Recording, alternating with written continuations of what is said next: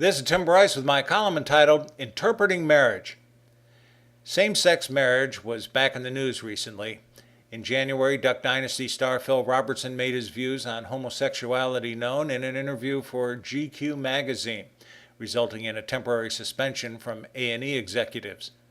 Earlier this month, Brendan Eich was forced to step down as CEO of Mozilla for supporting California's Proposition 8 to ban same-sex marriage. Prior to this, such admissions were considered harmless until 2012 when President Obama endorsed same-sex marriage, thereby politicizing it. The gay community cannot comprehend why anyone would not endorse their position and are ready to pounce on those opposing it, regardless of their religious convictions. By doing so, they have put gay rights on a collision course with religion via the Constitution, specifically the First Amendment addressing freedom of speech and religion. In the Christian world, practitioners view marriage as a sacrament, a religious ceremony used as a sign of divine grace.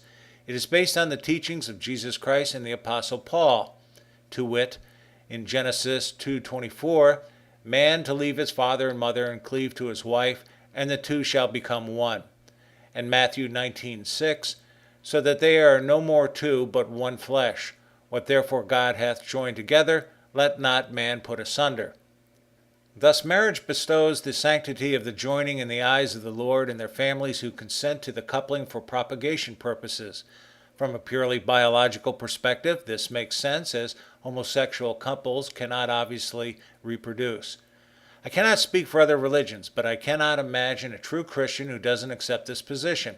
It is simply unfathomable to them and an affront to their sensibilities. Because of this, Christians have difficulty applying the word marriage to homosexual couples.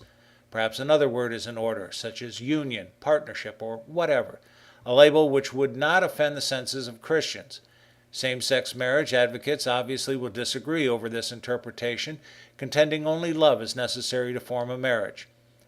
Attacking Christians for possessing their beliefs is obviously an affront to the First Amendment by denying religious freedom.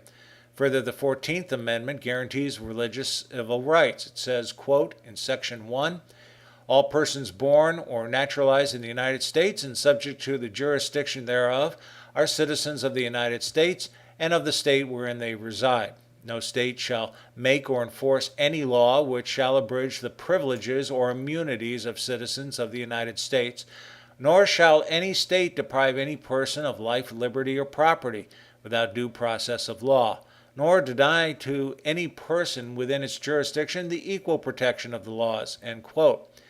This guarantees equal protection of the laws for every person, including religious civil rights.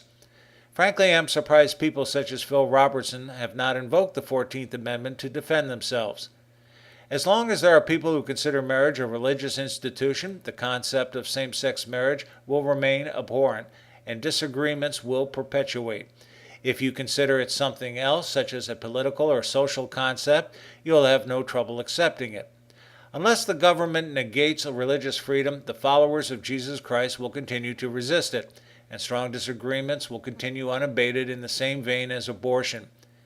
The media has taken same-sex marriage to new levels of political correctness, thereby manipulating public opinion. The growing acceptance of it is indicative of the decline of religion in this country. Regardless of what you call it, to Christians it is not marriage. We must then ask, what is the real issue here? Marriage, or the right to transfer property and benefits to another person legally? I suspect the latter. Surely legislation can be written to provide for legal partners of gay couples. Christian America should have no problem with providing for the rights of all of its citizens. They may not agree with their lifestyle and consider it unnatural, but the gay community is not going away anytime soon. The biggest problem for Christians is simply the distortion of the meaning of marriage. Friends, keep the faith. This is Tim Bryce in Palm Harbor, Florida. Follow me on the internet at timbryce.com.